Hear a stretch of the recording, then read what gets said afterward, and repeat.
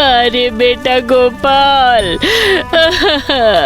तू इतनी सी उम्र में हमें छोड़कर चला गया रे। अभी तेरी काफी इच्छाएं और मेरा लाड प्यार बाकी था बेटा।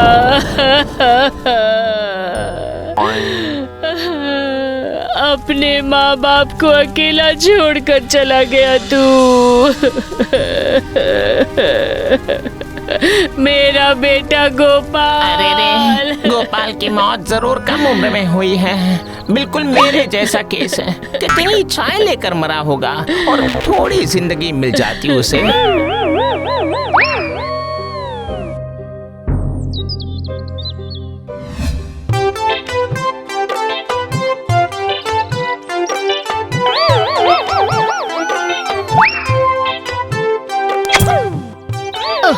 अरे बाप रे बाप रे बाप, फिर से लाइट पोस्ट में धक्का लग गया।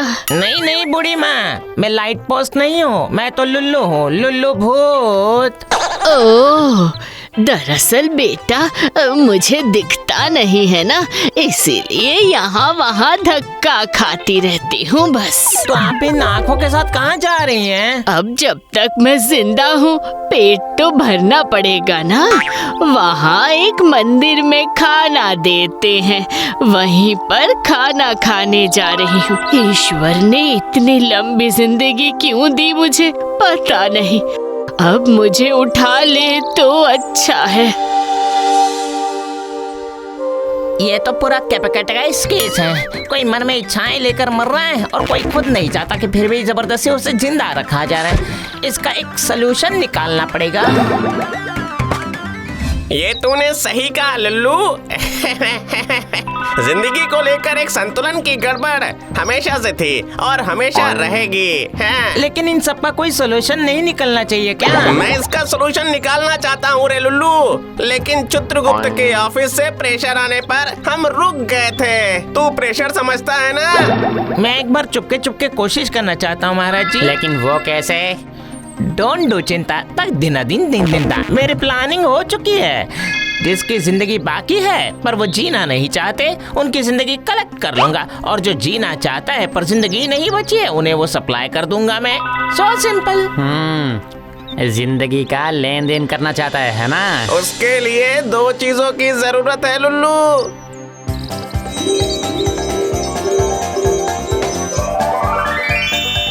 मैंने तुझे एक शक्ति दी है, किसी भी इंसान के पेट पर कान रखते ही समझ जाएगा कि किसकी जिंदगी बाकी है, पर वो नहीं चाहता, और इसका उल्टा भी। वाह, बड़ी मजेदार शक्ति है ये।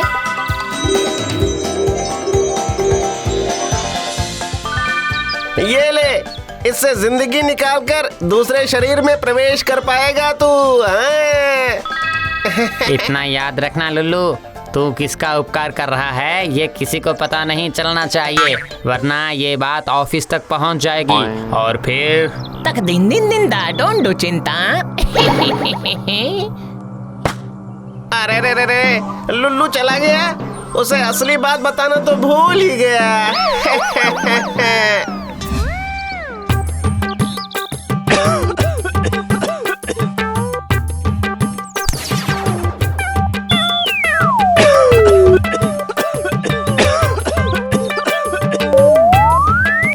इसकी जिंदगी बाकी है और जीने की इच्छा भी नहीं है, नहीं चलेगा। जरा उस तरफ देखता हूँ।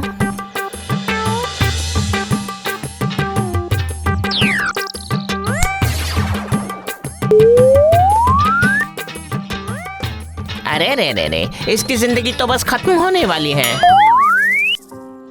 इस तरह जिंदा रहना मुझे बिल्कुल भी अच्छा नहीं लगता। घर के लोग भी मुझे नहीं चाहते हैं, और जिंदा रहने का भला क्या फायदा। यूरेका! किसी के कुछ करने से पहले मुझे इनकी जिंदगी का लेन देन करना होगा, बिल्कुल फटाफट।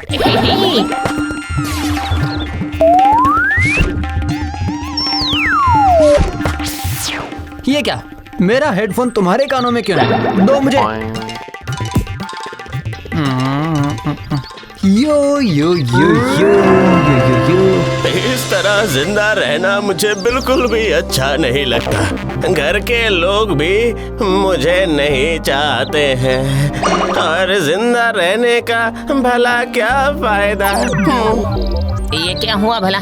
जिंदगी के लेन देन के साथ साथ दोनों का बर्ताव भी एक्सचेंज हो गया क्या? लगता है कि ये लड़का अंदर से बूढ़ा और बूढ़ा अंदर से यंग लड़का बन गया है। मुझे तुमने बेवकूफ समझा हुआ है क्या कि जो कहेंगे मान लूंगी? कभी भी नहीं। अरे अब मैंने तुमसे क्या कह दिया? मैंने तो कुछ कहा ही रहने नहीं। दो, कुछ मत कहो। मुझे जो समझना था समझ चुकी हूँ। अब एक लफ्ज बोलने की जरूरत नहीं है।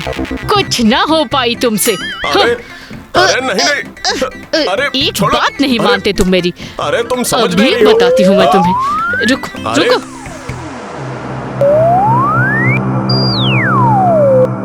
अरे रे, इस औरत के पास बिल्कुल भी जिंदगी नहीं बची है और उसके पति की जिंदगी तो काफी लंबी है। बीवी की धमकी से और जीना नहीं चाहता वो। दिमाग की बत्ती ऑन, टेंशन गॉन।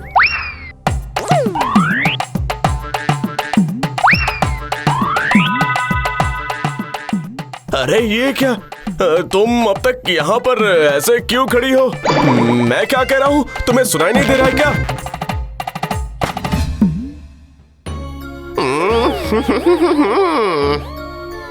अरे बेवकूफों, ये किसे उठा कर लाए हो? हाँ, तुम लोगों को भेजा था एक यंग लड़के को लेने के लिए और तुम लोग ये किसे लेकर आ गए हो? इसकी जिंदगी तो अभी काफी बाकी है। हाँ, लेकिन हमारे जाते ही ये तुरंत हमारे साथ आ गए सर। फिर से सर, रुक जा, अच्छे से देखता हूँ। नहीं, लगता है कहीं कुछ गड़बड़ जरूर है। कुछ दिनों से तुम लोगों को आखिर हुआ क्या है बताओ? जिसे कहता हूँ उसे ना लाकर किसी और को उठाकर ले आते हो। हमें कुछ नहीं हुआ सर, गड़बड़ी हुई है आपकी उस कॉपी में।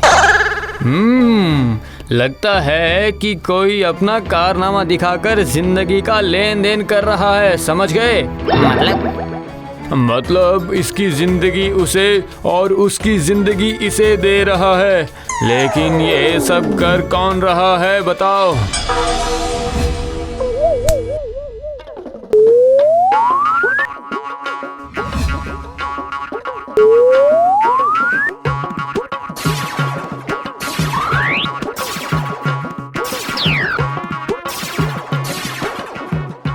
ए, तू मेरी जगह पर क्यों बैठा है? हाँ? तेरी इतनी हिम्मत कब से हो गई? पता नहीं है मैं कौन हूँ? जानता हूँ हुजूर, आप मेरे मालिक हैं। तो मेरे लिए शरबत बना के लेके आ जल्दी से। हाँ जी हुजूर। तो ये तेरा काम है, तेरी इतनी हिम्मत? तू हमारे जन्म मृत्यु के हिसाब में गड़बड़ी कर रहा है और हम अपने सर से डांट खाकर मर रहे हैं। अब हमारी नौकरी जाने की कगार पर है। चल। ओ जीतू काका, प्लीज मुझे माफ कर दीजिए। यकीन कीजिए मैं फिर कभी जिंदगी का लेन देन नहीं करूंगा। यकीन कीजिए। और नहीं करेगा क्या? क्या मतलब है? तूने जो गड़बड़ी कर दी है उसी से हमारा ऑफिस बिल्कुल तहस नहस हो चुका है, समझा? पर मैं तो अच्छा काम ही कर रहा था ना जीतू काका। मतलब जिनके मन में जीने की इच्छा है उनके जीने का मौका बना रहा था मैं, और जो जीना नहीं चाहते हैं उन्हें मुक्ति दे रहा था। मामला तो अच्छा ही जा रहा था, है ना? अच्छा बुरा तय करने की जिम्मेदारी तूने किस हक से अपने कंधों पर ली है रे लुल्लू? सहस्त्र युगों से ये नियम चलता आ रहा है। इसे कहते हैं कर्म का फल, समझा कि नहीं? सबको भुगतना ही पड़ेगा, समझ गया? मतलब अब मैं क्या करूँ बताइए ना मुझे प्लीज। तुझे 3 दिन का वक्त देता हूँ। तूने जितना लेन देन किया है वो सब फिर से पहले की जगह वापस कर देगा तू, वरना तू कभी भी इंसान बनकर सुख शांति से जिंदगी नहीं गुजार पाएगा।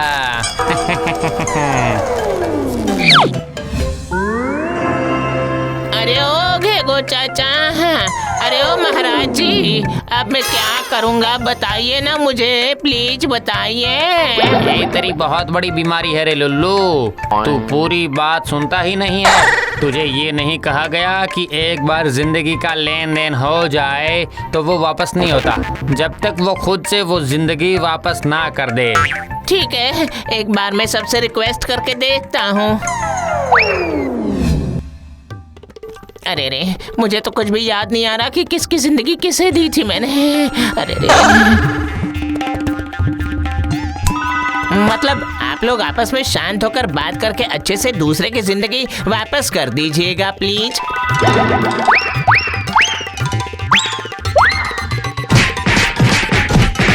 अरे बाप रे, गड़बड़ हो गई।